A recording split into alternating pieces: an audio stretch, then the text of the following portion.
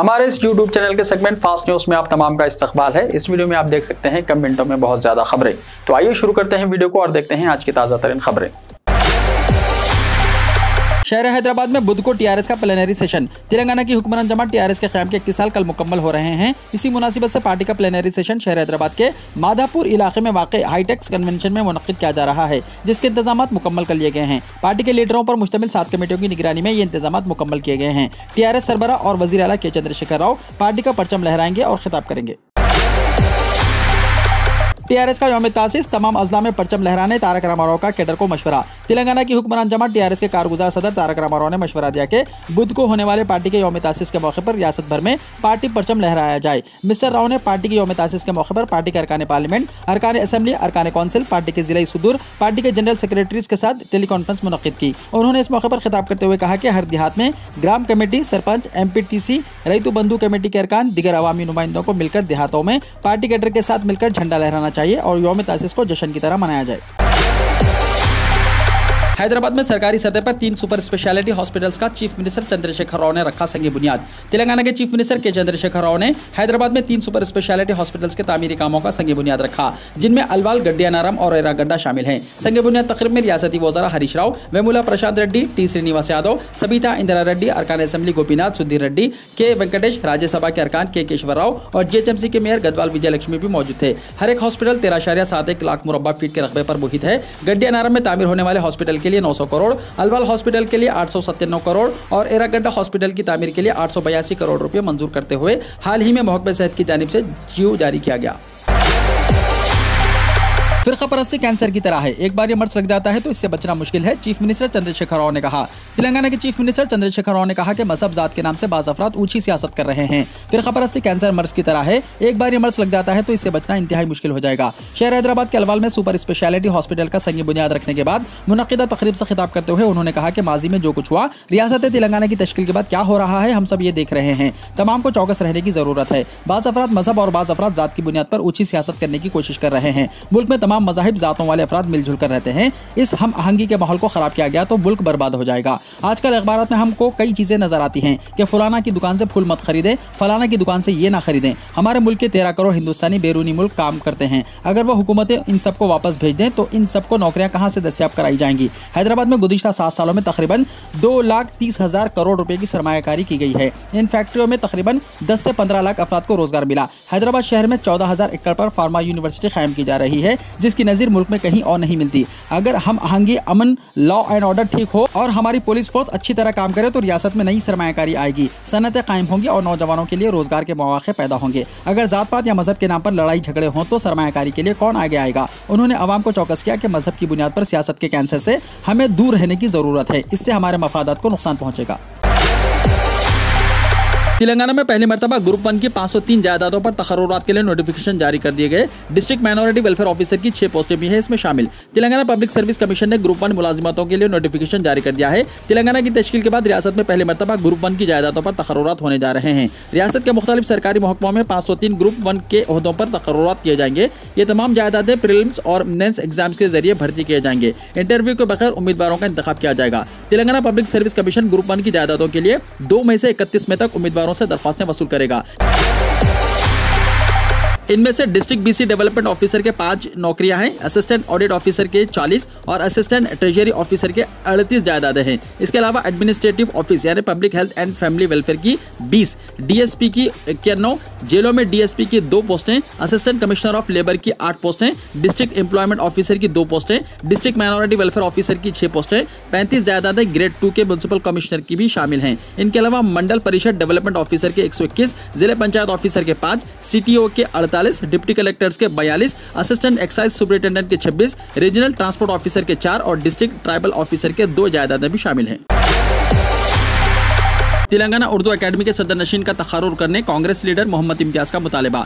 Secretary Telangana प्रदेश Congress committee Mohammad Imtiaz ने chief minister के चंद्रशेखर राव से मुतालबा किया कि वो तेलंगाना स्टेट उर्दू एकेडमी के सदर नशीन की फिलफौर तकर्रुरात अमल में लाएं, क्योंकि एकेडमी की सरगर्मियां मुतासिर हो गई हैं और बिलखुसूस छोटे अखबारात और न्यूज़ एजेंसियों को ग्रांट जारी नहीं किया जा रहा है। उन्होंने चीफ मिनिस्टर से मुतालबा किया कि वो मदाखलत करते हुए शाहनवाज कासिम को बतौर खास हिदायत दें कि वो छोटे अखबारात और न्यूज़ एजेंसियों को फौरी ग्रांट जारी करे ताकि ईद और रमज़ान के अखराजात में आसानी और सहूलत हो सके। ह्यूमन वेलफेयर फाउंडेशन तेलंगाना के जॉब गाइडेंस सेंटर का जनाब ए.के. खान के हाथों इफ्तिताह। ह्यूमन वेलफेयर फाउंडेशन की जानिब से हुमायूं नगर हैदराबाद पर जॉब गाइडेंस सेंटर का इफ्तिताह जनाब ए.के. खान मुशीर बराए अखलाती बहबूद के हाथों अमल में आया। इस जॉब गाइडेंस सेंटर के जरिए उम्मीदवारों को मुलाजिमत बिलखुसूस तेलंगाना हुकूमत की जानिब से ऐलान किए गए जायदादों से मुताल्लिक तमाम तफसीलात फराहम की जाएंगी और इन्हें हर किस्म की रहनुमाई फराहम की जाएगी। वाज़ेह है कि हुकूमत तेलंगाना की जानिब से 80,000 से ज्यादा रोजगार फराहम करने का ऐलान किया गया है और महकमे पुलिस के तकरीबन 17,000 नौकरियों के लिए एलामिया भी जारी कर दिया गया है। जनाब ए.के. खान ने इस जॉब सेंटर के इफ्तिताह के मौके पर कहा कि नौजवान इस सुनहरी मौके से भरपूर फायदा उठाएं। ख्वाहिशमंद अफराद मजीद रहनुमाई और तफसीलात के हुसूल के लिए मोबाइल नंबर 7207992740 पर कॉन्टैक्ट कर सकते हैं। पुराने शहर हैदराबाद में रमजान में होटलों पर पर्दे की रिवायत बदल गई है। वक्त के बदलने के साथ साथ रिवायत और रिवाज भी बदलने लगे हैं। जो नई रिवायत और रिवाज के पासदार हैं वो पुरानी रिवायत पर कदगन लगा रहे हैं। शहर हैदराबाद अब रिवाज और रिवायत को बदलने वाला शहर बन गया है, क्योंकि हर गुजरते वक्त के साथ साथ पुराने इक़दार को नई नस्ल बदल रही है और नए इक़दार को गले लगा रही है। एक हफ्ते के अंदर टीचर्स के तबादले और तरक्कियों का शेड्यूल होगा जारी। जगत्याल में PRTU के इजलास से रियासती कायदीन का खिताब। तेलंगाना टीचर्स की तंजीम PRTU के सदर श्रीपाल रेड्डी ने कहा कि बाहमी रजामंदी से तबादले के लिए दरख्वास्त दाखिल करने वाले तमाम टीचर्स को मुत्तहदा जिले के हुदूद में ही उनकी सर्विस प्रोडक्शन को यकीनी बनाने के लिए हुकूमत पर दबाव डाला गया, जिसके मुताबिक ही हुकूमत ने तबादले के अमल को शुरू किया है। जगत्याल में PRTU जिले सतह की मीटिंग में रियासती सदर श्रीपाल रेड्डी, टीचर्स जुमरे के रुकन कौंसिल रघुतम रेड्डी ने शिरकत की। रुकन कौंसिल रघुतम रेड्डी ने कहा कि 5,500 प्राइमरी स्कूल्स में हेडमास्टर्स की पोस्ट मंजूर हो रहे हैं और एक हफ्ते के अंदर टीचर्स के तबादले और तरक्की के शेड्यूल और खाली पोस्ट भर्ती करने का काम शुरू होगा। टीचर्स की तरक्की के अमल में MEO के पोस्ट पर भी भर्ती की जाएगी। 10 साल लड़के की नाश को बाप ने किया मोटरसाइकिल पर गांव मुंतकिल, जानिए क्या थी मजबूरी। 10 साल लड़के की नाश को गांव मुंतकिल करने के लिए 20,000 रुपये एम्बुलेंस का किराया अदा करने के मुतालिबे पर एक मजबूर बाप ने मोटरसाइकिल पर बेटे की नाश को ले गया। यह अफसोसनाक वाकया आंध्र प्रदेश के तिरुपति में वाक़ रोहिया सरकारी अस्पताल में पेश आया, जहां हॉस्पिटल की जानिब से तिरुपति से अनन्या जिले के एक गाँव तक 90 किलोमीटर नाश की मुंतकिली के लिए 20,000 रुपये तलब किए गए, जिसके नतीजे में गरीब शख्स अपने 10 साल फर्जन की नाश को चिलचिलाती धूप में 2 व्हीलर पर ले जाने के लिए मजबूर हो गया। इस वाक़े पर रद्दमल जाहिर करते हुए तिरुपति YSR कांग्रेस के रुकने पार्लियामेंट डी ग्रुप मूर्ति ने रोहिया अस्पताल के सुपरिटेंडेंट और जिले कलेक्टर को हिदायत दी कि वो इस मामले की जांच करते हुए खातियों को सजा दे। ऊंची आवाज में डीजे बजाने वालों के खिलाफ कार्रवाई। गौतम बुद्ध नगर पुलिस ने शादी घर समेत दिगर मुकामात पर ऊंची आवाज में डीजे बजाने वालों के खिलाफ कार्रवाई की। सेक्टर 39 की पुलिस ने कार्रवाई करते हुए मुख्तलिफ मुकामात से 7 डीजे जब्त किए हैं। इसके अलावा डीजे मालिकान के खिलाफ कार्रवाई भी की गई है। ऊंची आवाज में डीजे बजाने वालों के खिलाफ गौतम बुद्ध नगर में मुसलसल कार्रवाई की जा रही है। गौतम बुद्ध नगर पुलिस ने देर रात शादी में तेज आवाज में डीजे बजाने वाले 7 अफराद के खिलाफ बड़ी कार्रवाई की है। पुलिस ने 60 डीजे को कब्जे में ले लिया है। पुलिस का कहना है कि सुप्रीम कोर्ट के अहकाम पर अमल करना अवाम और हमारा अवलिन फर्ज है।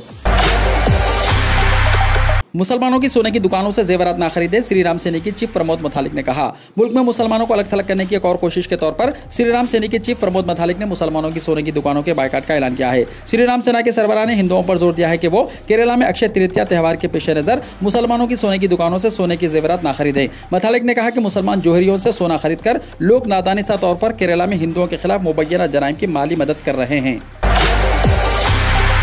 मंदिर हो या मस्जिद, योगी सरकार ने तेज आवाज वाले लाउड स्पीकर को उतारने का हुक्म दिया। महाराष्ट्र से यूपी तक जारी लाउड स्पीकर तनाजे के दरमियान योगी हुकूमत ने एक बड़ी पहल की है। हुकूमत ने यूपी में मंदिर मस्जिद समेत तमाम मजहबी मुकामात पर मुकर्रर करदा मियारात के मुताबिक लाउड स्पीकर को कम आवाज में बजाने को कहा है। कवायद की खिलाफ वर्जी होने पर उन्हें हटाने के अहकाम दिए गए हैं। रियासत में अब तक 100 से ज्यादा लाउड स्पीकर को हटा दिया जा चुका है, जबकि हजारों की आवाज को कम किया जा चुका है। हुकूमत ने ऐसे मजहबी मुकामात की पुलिस स्टेशन वार फहरिस्त तैयार करने का हुक्म दिया है, जहाँ शोर की हद के उसूलों पर अमल नहीं किया जा रहा है। दरअसल गुज़िश्ता दिनों रामनवमी और हनुमान जयंती के मौके पर मुल्क के मुख्तलिफ हिस्सों में तशद्दुद और कशीदगी के वाक़यात को देखते हुए योगी हुकूमत फौरी तौर पर अलर्ट हो गई थी। मुल्क की सबसे ज्यादा आबादी वाली रियासत उत्तर प्रदेश के कई अजला इस मामले में बहुत हुस्सास समझे जाते हैं। इसको मद्देनजर रखते हुए सीएम योगी ने त्योहारों पर अमन बरकरार रखने के लिए 4 मई तक तमाम पुलिस अफसरान की छुट्टियां मनसूख कर दी।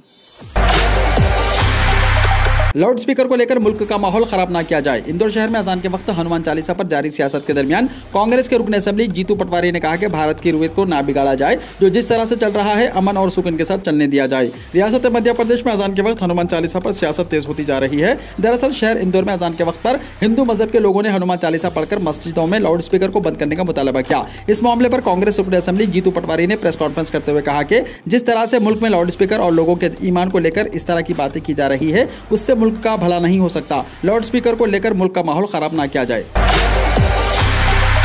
अब दिल्ली के शाहीन बाग में भी चलेंगे बुलडोजर, जुनूबी मेयर का ऐलान। बीजेपी के ज़ेर इख्तियार जुनूबी दिल्ली म्युनिसिपल कॉर्पोरेशन ने तजावुजात के खिलाफ घेरा तंग करने की तैयारी शुरू कर दी है।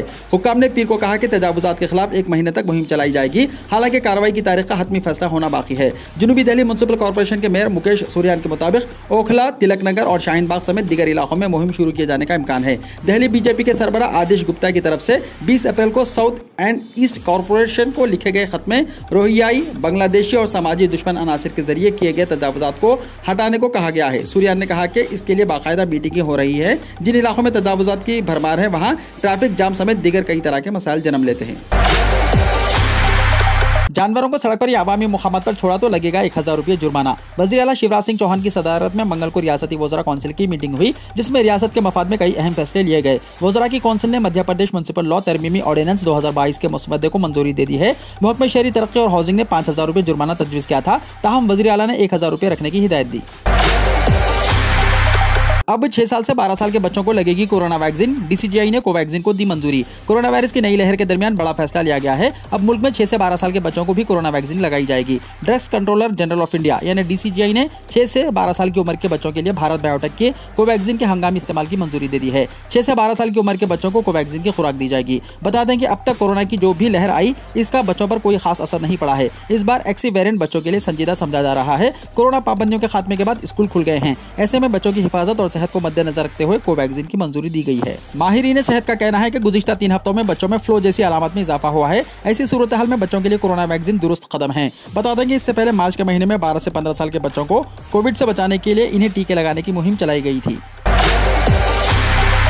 प्रशांत किशोर और कांग्रेस में नहीं बन सकी बात, लेकिन पीके के तजावीज़ात पार्टी को आई पसंद। पीके यानी प्रशांत किशोर और कांग्रेस के दरमियान गुज़िश्ता कई दिनों से जारी मीटिंगों और बातचीत का वो नतीजा सामने नहीं आया जिसकी सभी उम्मीद कर रहे थे। इम्कान जाहिर किया जा रहा है कि प्रशांत किशोर जल्द ही कांग्रेस में शामिल होंगे और पार्टी को मजबूत बनाने के लिए काम करेंगे। लेकिन प्रशांत किशोर और पार्टी के दरमियान इत्तेफाक राय कायम नहीं हो सकी। इस सिलसिले में कांग्रेस तर्जुमान रणदीप सिंह सरजेवाला ने ट्वीट करके जानकारी दी।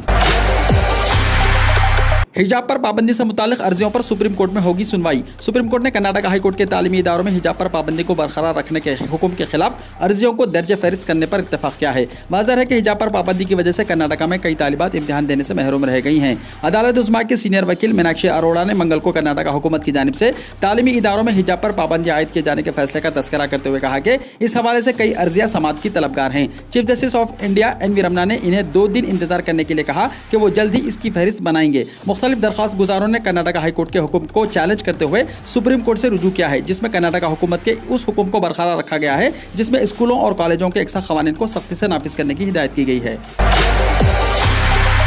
सीतारमन ने सरमायाकारों को हिंदुस्तान आने की दावत दी। मरकजी वज़ीर खजाना सीतारमन ने मंगल को सैन फ्रांसिस्को में ताजिरों और सरमायाकारों के साथ मीटिंग की और उनको हिंदुस्तान की तरक्की में हिस्सा लेने के लिए दावत दी। इस वक्त वज़ीर खजाना अमेरिका के सरकारी दौरे पर हैं। उन्होंने ताजिरों और सरमायाकारों के साथ गोलमेज मीटिंग में कहा कि आने वाले चंद बरसों में हिंदुस्तान का शुमार दुनिया की सबसे तेज बढ़ने वाली अहम माईशतों में होगा। वज़ीर खजाना ने सैन फ्रांसिस्को में शमसी तवानाई की शोबे की कंपनी फर्स्ट सोलर के chief executive officer CEO Mark Widmar से भी मुलाकात की और हिंदुस्तान के काबिल तजदीद तवानाई के मंजरनामे और मुल्क में कंपनी के 70 करोड़ डॉलर की सरमाकारी पर तबादला ख्याल किया। मिस्टर वडरमान ने वज़ीर खजाना को बताया कि हिंदुस्तान में पहला शमसी प्लांट जल्द ही शुरू हो जाएगा।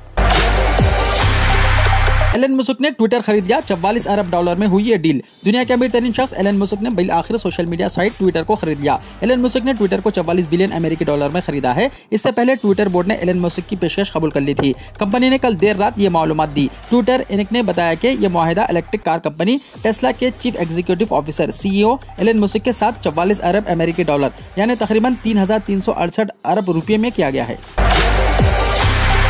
कराची यूनिवर्सिटी में बुरखापोश खातून ने किया धमाका, 3 चीनी बाशिंदों समेत 4 अफराद जाँ बहक।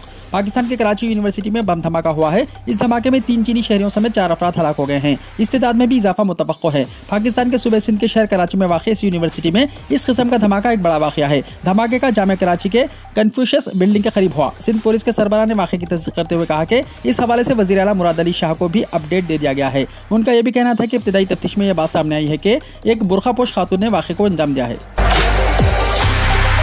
पाकिस्तान के साबिक वज़ीर-ए-आज़म नवाज शरीफ की वतन वापसी का रास्ता हुआ साफ, 10 साल की मियाद वाला पासपोर्ट हुआ जारी। लंदन में मुक़ीम साबिक वज़ीर-ए-आज़म नवाज शरीफ की पाकिस्तान वापसी का रास्ता तैयार हो गया है। पाकिस्तान की शहबाज शरीफ हुकूमत ने साबिक वज़ीर-ए-आज़म और अपने बड़े भाई नवाज शरीफ का नाम एग्जिट कंट्रोल लिस्ट यानी ECL से निकालते हुए इन्हें ग्रीन पासपोर्ट जारी कर दिया है। पाकिस्तान के मारूफ अखबार डॉन के मुताबिक साबिक वज़ीर-ए-आज़म नवाज शरीफ को इमरजेंसी कैटेगरी में 10 साल की मियाद वाला पासपोर्ट जारी कर दिया गया था। नवाज शरीफ के पासपोर्ट की मियाद गुज़िश्ता साल खत्म हो गई थी, लेकिन पाकिस्तान में उस वक्त की इमरान खान की हुकूमत उसकी तजदीद नहीं कर रही थी। पाकिस्तान के 3 बार वज़ीर-ए-आज़म रह चुके 72 साल नवाज शरीफ पर मुल्क की साबिक़ा इमरान हुकूमत ने करप्शन का इल्ज़ाम लगाया था और इनके खिलाफ कई मुकदमात में तहक़ीक़ात शुरू की थी। वीडियो को लाइक शेयर कीजिए और हमारे इस YouTube चैनल को सब्सक्राइब करते हुए इसके बेल आइकॉन को प्रेस कर लीजिए ताकि ऐसी ही ताज़ा तरीन खबरों का नोटिफिकेशन सबसे पहले आपको मिलता रहे।